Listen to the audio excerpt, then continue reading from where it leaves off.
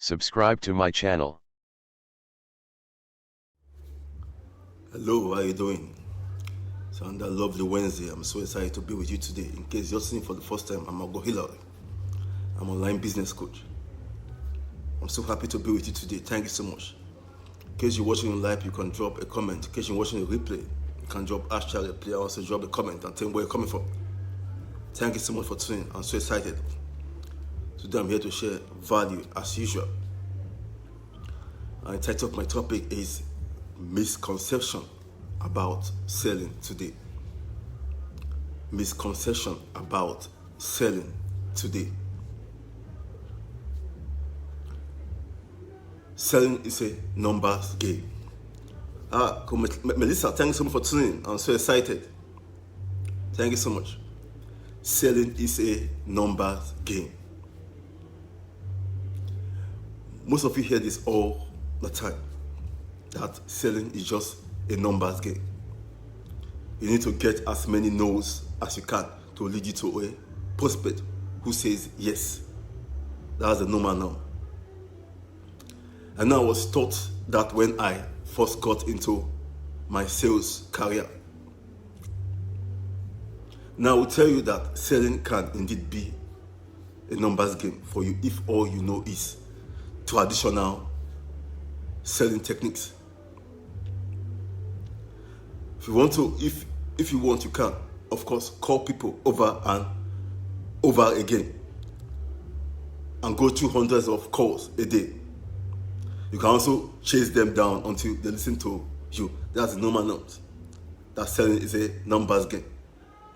Also that you can come up with an excuse to get rid of you. The sales manager is, in other words, is just trying to make his salespeople feel better about themselves from continually calling prospects and getting rejected. So that's why he said he came out with this word. Selling is a numbers game. He made it up just to make his salespeople feel better. If selling is a numbers game, then in their mind, it's normal to get rejected on 95% of their calls. It's supposed to be how many calls you make and how many contacts you can reach will determine your success in selling, right? What if you didn't have to go through all that work, all those objections, and all that rejection just to make a few sales and barely get by? You see, in the post-trust era, with trust being at its lowest point than it's ever been in the market, with trust being at its lowest point that it's ever been in the market, please. It's no longer the quantity of the calls you make or how many contacts you speak to. It's about the quality of those conversations and how deep you go in each conversation, or how deep you get with your questions to bring out their emotions. It's about how good you are at creating trust, because trust is very important. It's about how good you are at detaching yourself from the expectation of making the sales, so you become open to your potential customer. What their problems are, if any, what's causing those problems, and how it's affecting them, to see if your solution will be of help. Now I'm not just talking about just having a regular conversation. I'm talking about a very, very skilled conversation, asking the right questions at the right time in the conversation.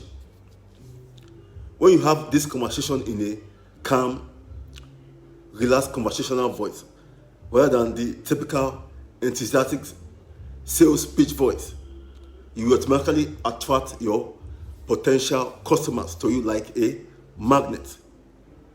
Why? Because for the first time in a long time, someone who really cares, which is you, is genuinely interested in them and what they are looking for, rather than trying to stuff your solution down their throat. They feel your intent and they start to lean on you and trust you as the trusted authority in your entire market. Then 2, rejection is just part of sales. Rejection is just part of sales. Ask yourself this question: what is the greatest fear you and other salespeople have that hold you back from making calls? Talking with prospects about your product or services you sell. Well, of course, it's the fear of rejection, right? It's the fear of rejection.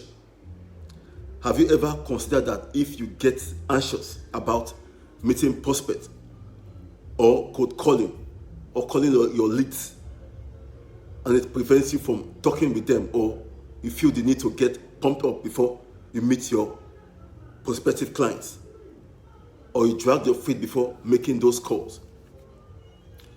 It could be because it's the way you are communicating or think you have to communicate that's causing this problem. My question is, why do you accept that rejection is just something you have to accept in selling? Why do you accept that rejection is just something you have to accept in selling? You are accepted because that's what you have been told, that's when you've been programmed, right? And you have experienced it yourself. I know I was taught that when I first got into sales. But what if the reason why your prospect rejected you was that you were actually triggering that rejection by the way you were communicating to them? And what if you could leave what those triggers are that are causing you to get rejected, so you can eliminate them in your sales conversation? In my experience, there are 2 types of rejection. There are 2 types of rejection, in my opinion. The first is the flat in your face. I'm not interested, slam the door in your face. The second is the type where someone has looked at your solution and finds that it really doesn't fit into what they are looking for.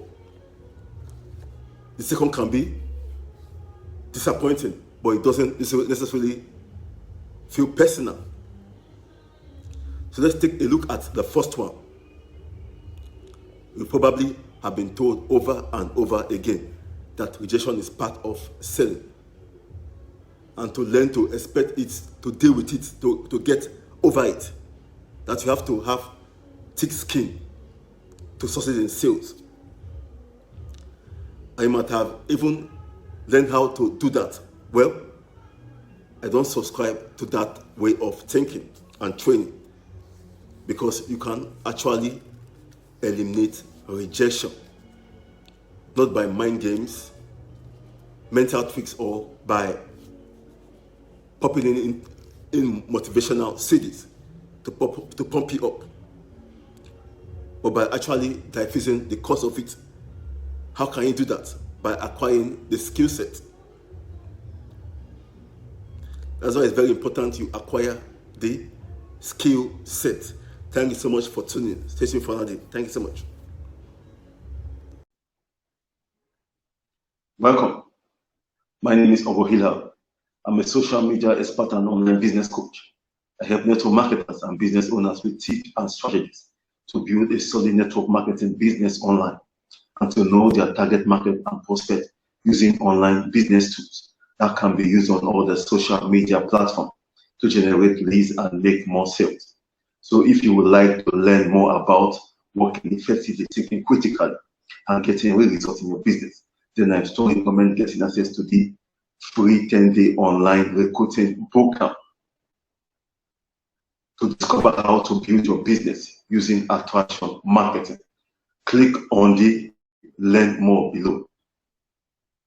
Enter your email, and the program will be delivered to your email immediately.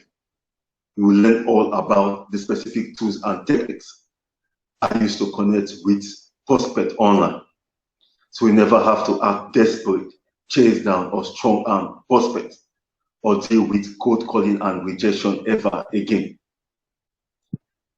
This method allows you to build your business automatically where prospects reach out to you instead of you having to reach out to them.